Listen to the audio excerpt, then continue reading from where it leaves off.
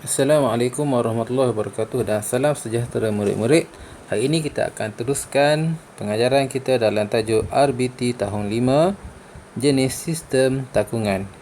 Okey, penanaman secara takungan ialah sistem penanaman di dalam bekas atau takungan yang direka khas bagi membekalkan air dan nutrien secara terkawal. Baik, kita akan tengok jenis-jenis sistem takungan.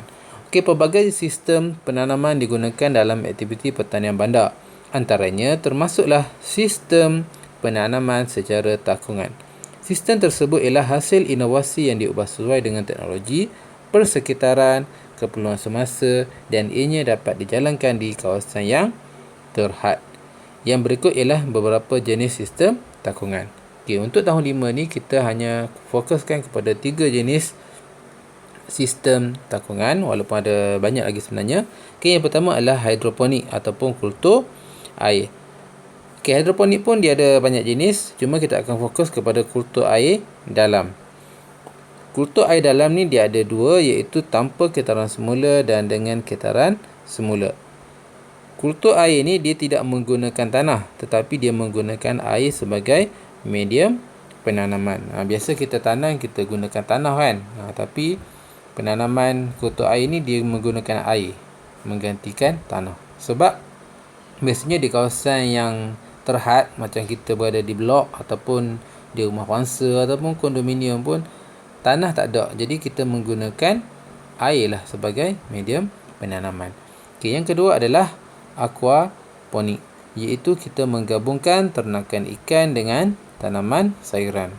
Kalau kamu nak mudah ingat, aquaponik ni adalah akuarium dengan hidroponik. Dia gabung, jadilah ternakan ikan dengan tanaman sayuran. Okey, cara dia adalah dia bela ikan dan juga dia buat penanaman. Jadi nutrien untuk tanaman ni dia ambil daripada nutrien tinja ikan ataupun najis ikan. Okey, dia akan pump. Okey, dia akan pump daripada tangki ni masuk ke dalam palung.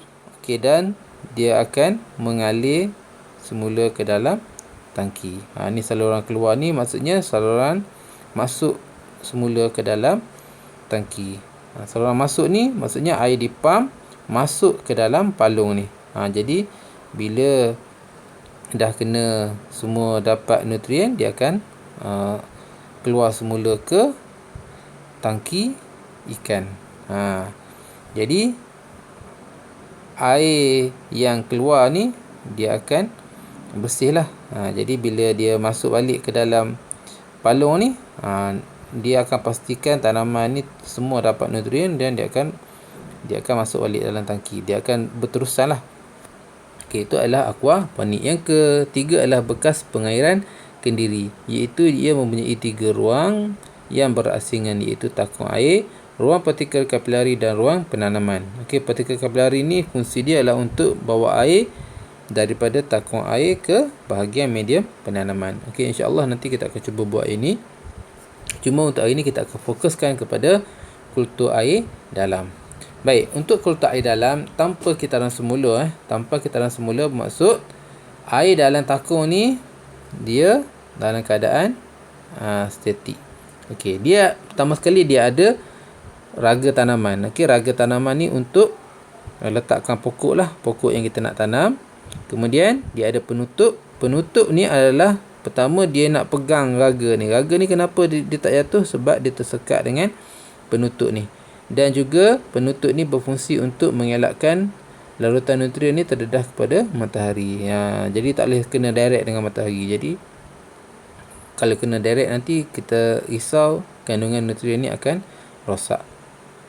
Kandungan nutrien ni sebenarnya adalah kandungan air dan yang kita campurkan dengan larutan nutrien. Dan juga takung. Takung ni untuk mengisi larutan nutrien lah. Okey, kita tengok bagaimana kultur air dalam tanpa kitaran semula ni berfungsi. Okey, yang pertama, larutan nutrien ni berada dalam takung dalam keadaan statik. Dia tak kitar semula. Kalau kita masukkan dalam ni, dia duduk je dalam ni.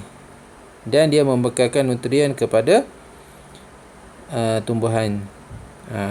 Dan akar pokok ni dia mestilah terendam. Sebab tu kita panggil dia kultur air dalam. Air ni paras dia sama dengan akar. Mesti kena akar. Kalau tak kena akar, tak boleh lah. Sebab akar ni macam mana dia nak bekalkan nutrien kalau dia tak kena air ni. Dan juga raga tanaman ni. Raga tanaman ni adalah untuk kita letakkan pokok. Okey, pokok. Pokok ni dia akan serap nutrien melalui akar ni untuk dia dapat nutrien. Jadi insya-Allah lah kalau ada masa nanti kita akan cuba buat yang ni juga. Okey, seterusnya adalah kultur air dalam dengan kitaran semula. Okey, dengan kitaran semula ni bermaksud dia ada satu tangki. Tangki ni adalah untuk menyimpan larutan nutrien. Dan larutan nutrien ni akan dipam ke dalam palung. Palung ni dia ada tanaman. Maksudnya lepas dia pam, dia akan masuk dalam palung ni, dan bila dah kena semua pokok ni, dah dapat pokok ni dapat nutrien, dia akan masuk balik ke dalam tangki nutrien. Dan dia proses ni akan berterusan lah mengikut pemasa yang telah kita tetapkan supaya tanaman kita ni sentiasa dapat nutrien.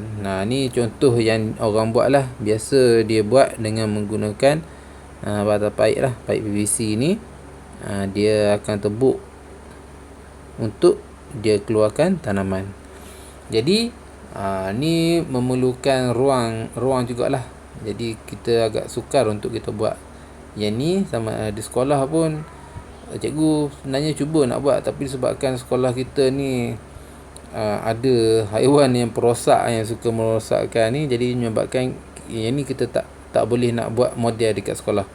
Jadi kita hanya boleh buat yang kultur air tanpa kitaran semula, dan juga kita buat bekas pengairan kendiri. Okey. Untuk hari ni cikgu rasa itu saja. Yang penting kamu kena faham macam mana kultur air dalam tanpa kitaran ni berfungsi, dan juga kultur air dalam dengan kitaran semula ni berfungsi. Cikgu rasa setakat ini saja untuk hari ni. Sekian, terima kasih.